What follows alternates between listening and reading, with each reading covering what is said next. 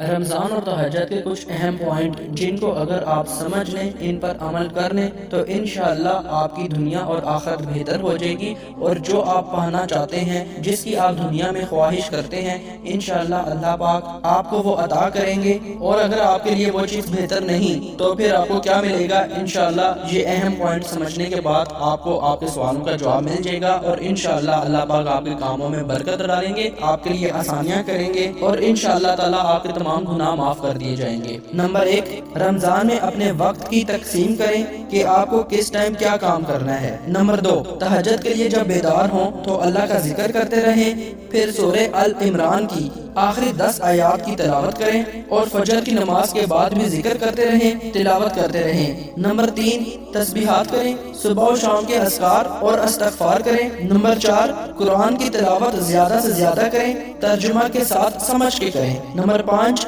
خوب دعائیں کریں۔ نمبر 6، نوافل کی ادائیگی کریں۔ نمبر 7، قرآن کا کچھ حصہ حفظ کر لیں۔ نمبر 8، اسلامک لیکچر سے سنیں۔ نمبر 9، صدقہ زکوٰۃ دیں۔ نمبر 10، اللہ کے 99 ناموں کو یاد کریں اور ان کی تسبیح کریں۔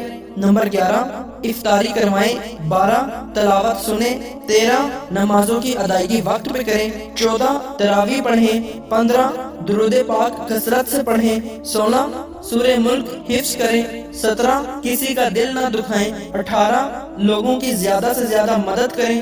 19، ماں باپ کا دل نہ دکھائیں، زیادہ سے زیادہ ان کی خدمت کریں، ان سے دعائیں لیں۔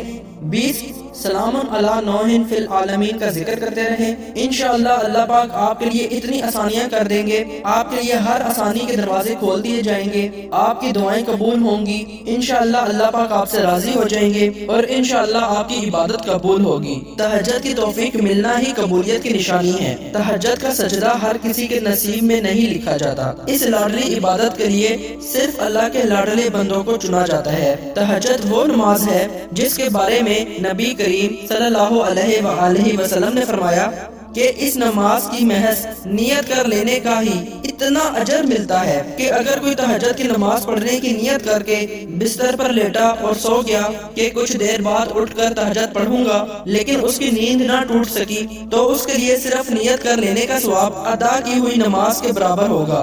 جس نماز کی بس نیت کر لینے کا اتنا بڑا اجر ہے، تو پھر سوچو تمہارے تہجد کے سجدے کیا کچھ نہیں کر سکتے۔ اگر کچھ ایسا ہے جو تم شدت سے پانا چاہتے ہو تو تہجد ادا کرو۔ جو تم چاہتے ہو اگر وہ تمہارے لیے بہتر ہوگی تو تمہیں نواز دیا جائے گا، اور اگر بہتر نہیں ہوئی تو بھی اللہ پاک آپ کی دعا اور تڑپ دیکھ کر اس کو بہترین کر کے آپ کو نوازے گا۔